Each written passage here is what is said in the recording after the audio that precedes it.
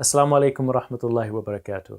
Alhamdulillah, the days of Dhul Hijjah are upon us. And these days, subhanAllah, are considered to be the best days in the life of a Muslim. Allah subhanahu wa ta'ala has given certain times and certain places an elevated status. And these first 10 days have been attested by the Prophet ﷺ. For he said in a hadith, مَا مِنْ أَيَّامِ الْعَمَلِ الصَّالِحِ فِيهِنَّ أَحَبُّ إِلَى اللَّهِ مِنْهُ فِي هَذِي الْأَيَّامِ الْعَشْرِ.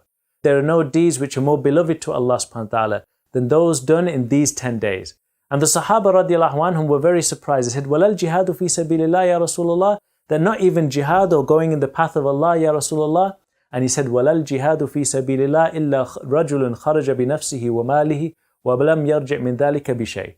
Not even jihad for the sake of Allah, except for the man who goes out in the path of Allah with himself and with his wealth, and he does not return with anything except with anything at all.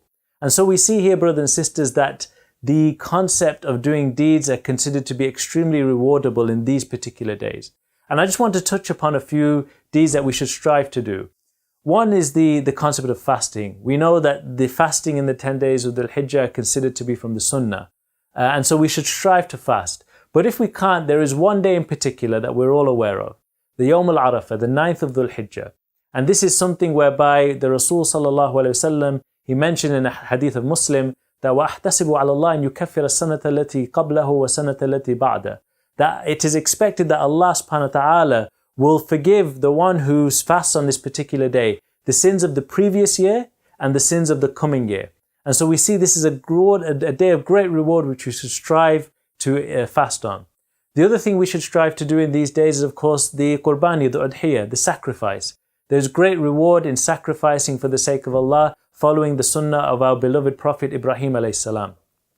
Another thing which is mentioned by the ulama and the scholars is that this is a day, or these are the days of constant remembrance of Allah. وَيَذْكُرُ اسْمَ اللَّهِ فِي أَيَّامٍ مَعْلُومَاتٍ. And that they remember Allah subhanahu wa ta'ala in these particular appointed days. And this was actually something which Abu Hurairah radiallahu anhu and also Ibn Umar, it was narrated in authentic chains that they would go in the marketplace and they would proclaim the praises of Allah. They would do tasbih wa tahmeed, saying subhanallah walhamdulillah wa la ilaha illallah wallahu akbar. And so this is a time to really remember Allah as much as possible.